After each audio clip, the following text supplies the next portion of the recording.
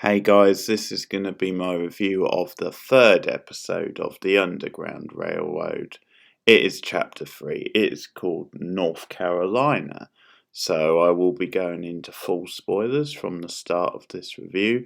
And sorry, this has been quite a while me getting to this one.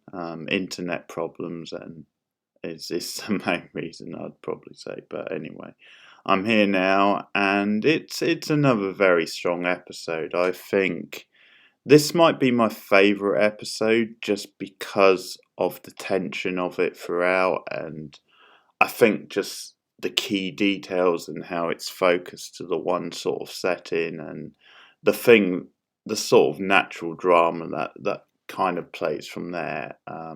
I think also we really get into the politics of the sort of period and the culture in this one and this particular setting, because it's another very different episode in many ways. The feel of it's a lot more subdued and a lot more sort of intense and slow burning, which by its nature because of the plot. So Cora, obviously minus Christian, ends up in this new location, this village in North Carolina.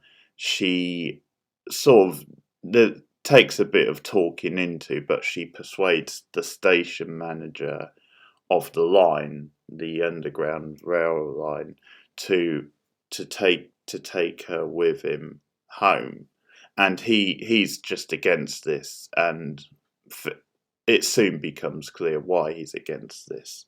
But he says, I'll take you as long as you follow my rules. And the consequences of that decision sort of slowly come out throughout the episode, because he takes her home, and it's clearly this very religious based town, this sort of set almost like a cult, where they actually mention that originally Irish people like immigrated there and were based there, but now we sort of see that the Irish characters are essentially they're there as slaves for the main sort of town folk. And there's an interest or political sort of subtext there when it comes to like the tension between the Irish characters and the Negroes, the African Americans, and I think that's sort of getting into the themes of kind of cultures being played off against each other, the sort of kind of devious sort of manipulation of that from the more powerful culture, the more dominant culture. But anyway, Cora's taken in, and we see from the start that clearly she cannot be seen around this town. She's sort of ridden in, and that on the trail they passed all these bodies basically hung up, all dead. They've been lynched, and it's not just slaves, not just like African Americans. It's also white people. So we find out quickly that in this North Carolina town, if you're caught like housing a Negro or housing a slave, then you yourself are killed. In fact, it's made clear that if you're housing any Negro, whether they're a slave or not, you will be killed as well. So he takes her in, and he slowly moves her into the house, but he has to do it when the coast is clear, when no one is watching. And the wife is very concerned about this for the reasons I just said, and there's an unease from her throughout the episode, really, where she's not quite as accommodating to Cora as the husband, Mr. Martin, is, the station manager. But Cora has to stay upstairs in the attic. She has to stay there pretty much all day, every day. There's very rare occasions where the coast is clear and she can come down, like for a bath at one point. But there's certain rules which I like about the episode as well, because when she has her bath, when they've gone out, she's told don't move about the house using a candle. That could draw attention to you, so don't do that. So that's another thing I like about the episode, is that there are clear rules.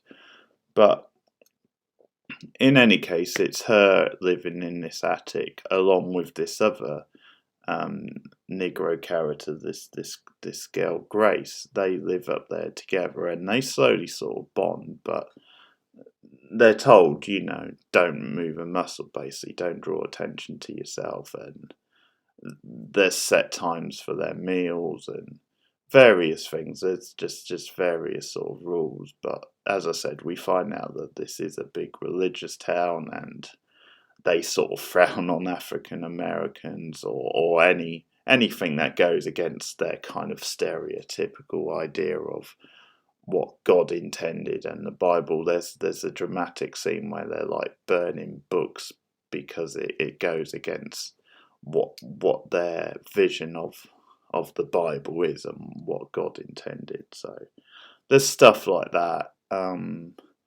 Another thing, actually, I will say is that I think the actress playing Cora, I've been impressed with her from the start, and obviously as the lead she sort of has to carry this, but I really noticed it particularly in this episode. I thought she was tremendous. I think there's a lot of like the early scene when she's in like the Underground Railroad, where because they come to like where there's sort of a dead end, and she's told you have to wait for the station manager.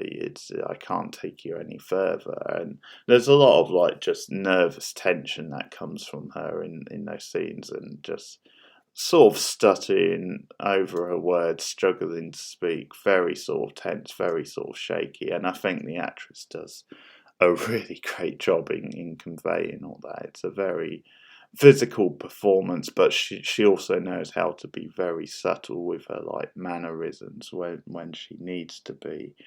And I do like this episode as a basic, almost, as I said, condensed to the one location, very sort of tense.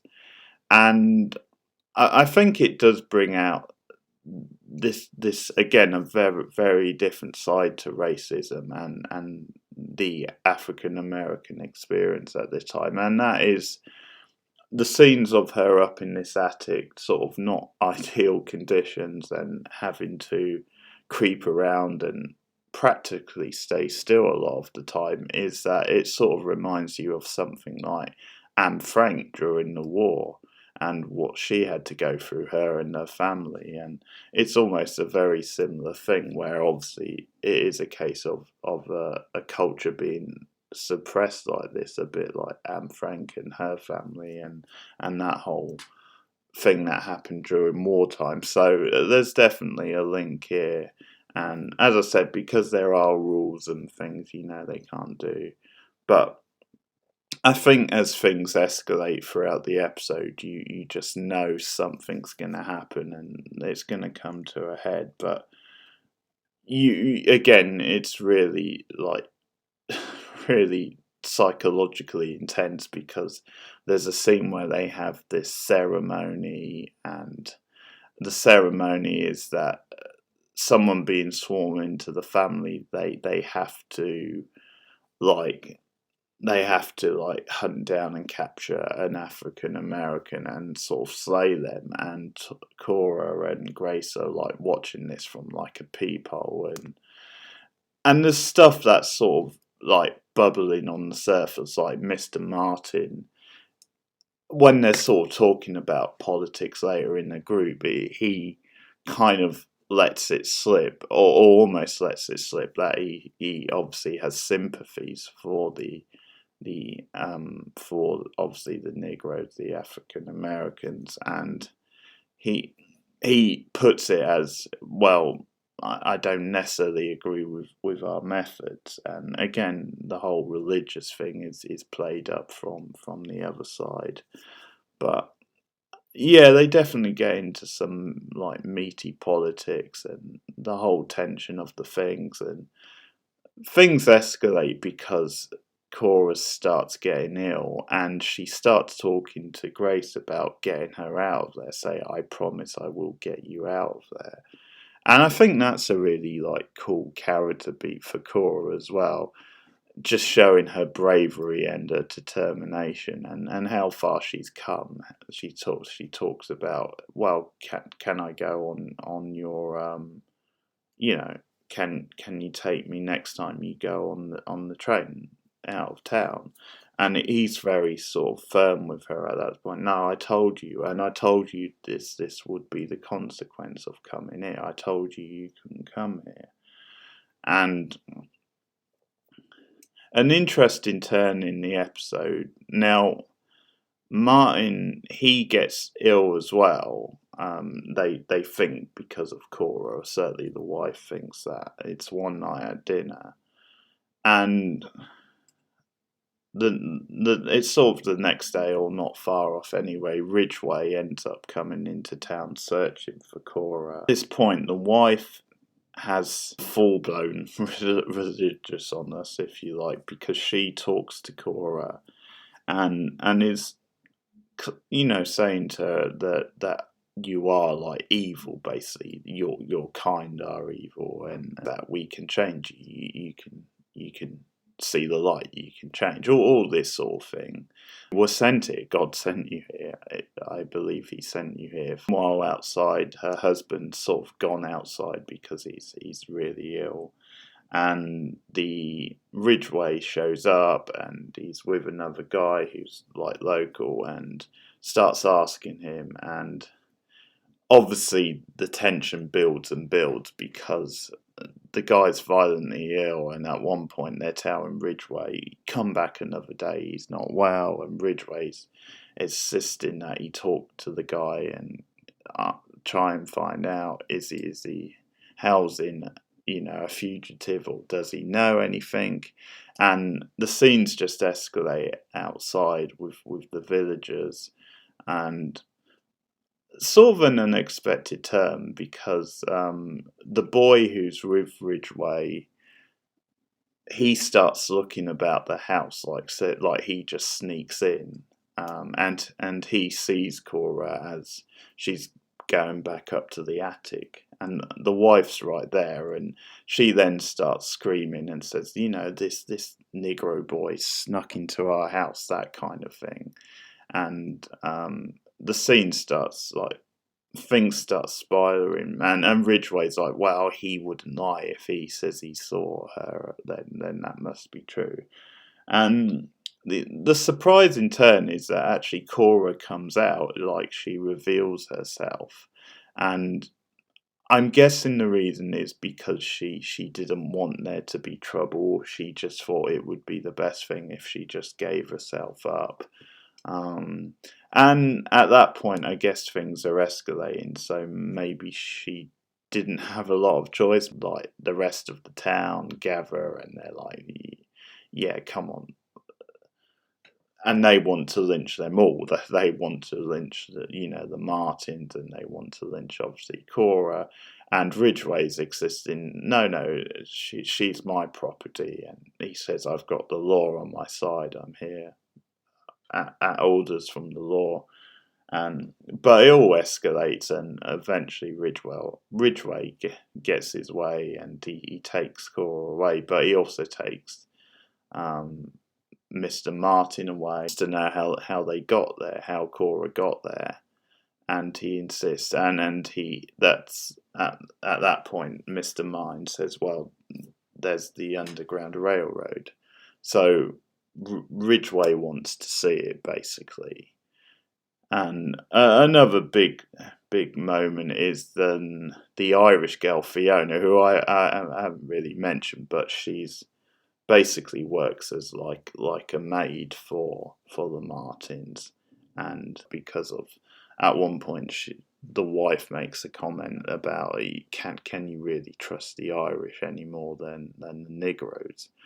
But anyway, there's a scene where she is in the house cleaning, and she's sort of quite close at one point to like catching them up in, or senses something in the house, and the house on fire. And obviously Cora sees this, and she knows that Ace is still in the attic, but she's taken away, and it appears as though Grace may die, but we don't actually find out her fate. Mr. Mine has set the entrance ablaze to the Underground Railroad. He sort of set it up with dynamites where the entrance is, and the thing of like, yeah, this is something for African Americans where they can escape, and now he's kind of done it in.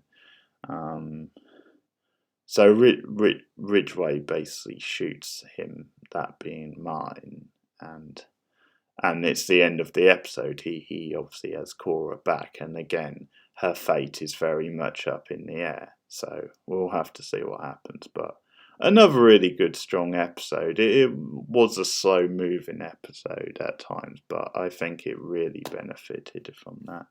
So that is the Underground Railroad. Once again, I'll be back with a review of episode 4 in the next 2 or 3 days, hopefully. And let me know your thoughts of this one in the comments below. Please like and subscribe, and you can get me up on Twitter at KeithBeard. But thanks for listening. Goodbye.